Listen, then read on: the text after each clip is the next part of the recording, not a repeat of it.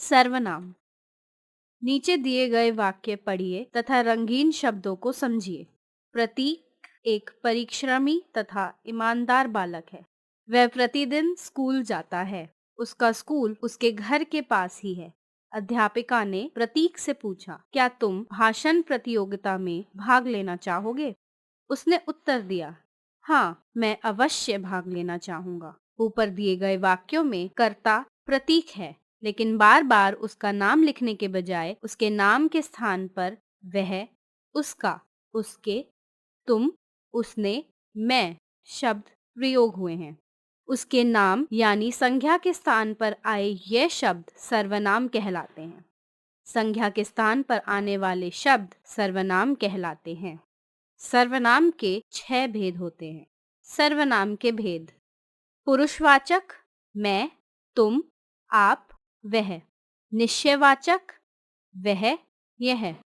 अनिश्चयवाचक कोई, कुछ। प्रश्नवाचक किसे, कौन। संबंधवाचक जो, उसे, जैसा, वैसा। निजवाचक खुद, स्वयं। पुरुषवाचक सर्वनाम ऐसे सर्वनाम शब्द जो बोलने वाले, सुनने वाले तथा जिसके विषय में कहा जाए उनके लिए प्रयोग में लाए जाते हैं, उन्हें पुरुषवाचक सर्वनाम कहते हैं। जैसे मैं, हम, तू, तुम, आप, वे आदि। पुरुषवाचक सर्वनाम के 3 भेद होते हैं। उत्तम पुरुष जिन सर्वनाम शब्दों का प्रयोग बोलने वाले अथवा लिखने वाला अपने लिए करता है, उन्हें उत्तम पुरुष कहते हैं। जैसे मैं, मैंने, मुझे, हम, हमें, हमने आदि। मध्यम पुरुष जिन सर्वनामों का प्रयोग सुनने वाले के लिए किया जाता है, उन्हें मध्यम पुरुष कहते हैं। जैसे तू, तुम, तुम्हें, तुझे, आप लोग, आपको आदि। अन्य पुरुष जिन सर्वनामों का प्रयोग वक्ता, बोलने वाला एवं श्रोता, सुनने वाला किसी अन्य व्यक्ति के लिए करता है, उन्हें अन्य पुरुष कहते हैं। जैसे वह, उसे, उन्हें, उनको, उन्होंने, वे लोग आदि। निश्चयवाचक सर्वनाम जिन सर्वनाम शब्दों से दूर या समीप के व्यक्तियों, प्राणियों, वस्तुओं या घटनाओं का निश्चित बोध होता है, उन्हें निश्चयवाचक सर्वनाम कहते हैं।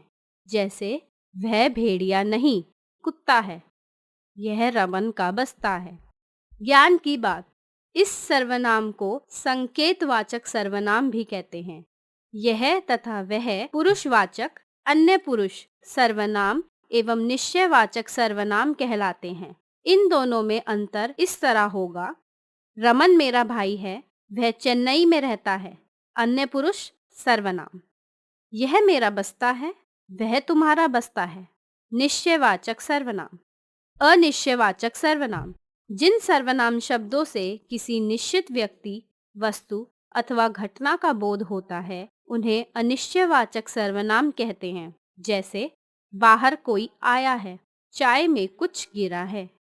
प्रश्नवाचक सर्वनाम वे सर्वनाम जिनका प्रयोग किसी व्यक्ति अथवा वस्तु के संबंध में प्रश्न पूछने के लिए किया जाता है, उन्हें प्रश्नवाचक सर्वनाम कहते हैं। जैसे गमला किसने तोड़ा, कविता कौन पढ़ेगा, पुरस्कार किसे मिला था। संबंधवाचक सर्वनाम जो सर्वनाम शब्द वाक्य में आए दूसरे सर्वनाम शब्द से संबंध बताते हैं, उन्हें संबंधवाचक सर्वनाम कहते हैं। जैसे जैसा करोगे वैसा भरोगे, जिसने समझाया था वह चला गया। निजवाचक सर्वनाम जिन सर्वनाम शब्दों का प्रयोग वाक्य के कर्ता के साथ अपनापन बताने के लिए किया जाता है, उन्हें निजवाचक सर्वनाम कहते हैं। जैसे वह खुद चला जाएगा, वह स्वयं बता देगी, मैं अपने आप चली जाऊंगी। ज्ञान की बात आदर के लिए संज्ञाओं की तरह सर्वनाम का प्रयोग भी बहुवचन की तरह होता है। जैसे मेरे पिताजी दिल्ली गए हैं, वह आ जाएंगे। वे शब्द आदर के लिए बहुवचन रूप में प्रयुक्त हुआ है। आजकल मैं के स्थान पर हम का प्रयोग किया जाने लगा है। जैसे हमने कल ही आपसे कह दिया था, हमारी बात सुनिए।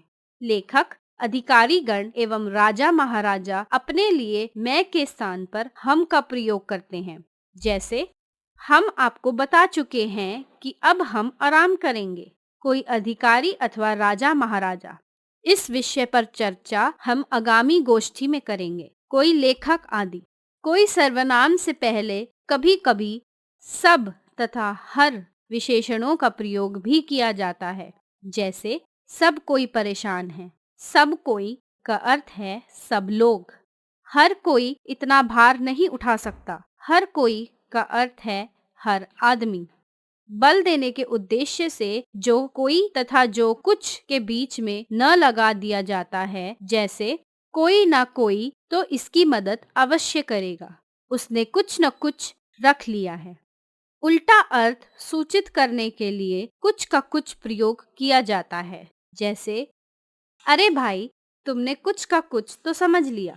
मैं स्त्रीलिंग एवं पुल्लिंग दोनों में ही प्रयुक्त होता है। जैसे मैं जाती हूँ, मैं जाता हूँ। सर्वनाम के रूप वचन अथवा कारक से प्रभावित होकर बदलते हैं, परंतु लिंग के कारण कोई परिवर्तन नहीं आता। जैसे वह, वे, उसकी, उसके लिए। सिर्फ संबंध कारक में अंतर आता है। सर्वनाम की रूप रचना।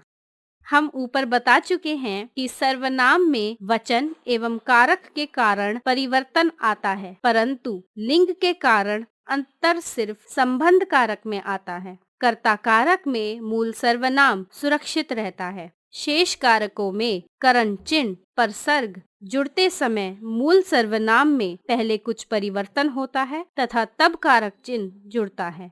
जैसे मूल सर्वनाम कर्ता, कारक के लिए रूप एक वचन, बहुवचन, एक वचन, बहुवचन। कारक चिन्हों सहित कुछ उदाहरण एक वचन, बहुवचन। अब तक जाना।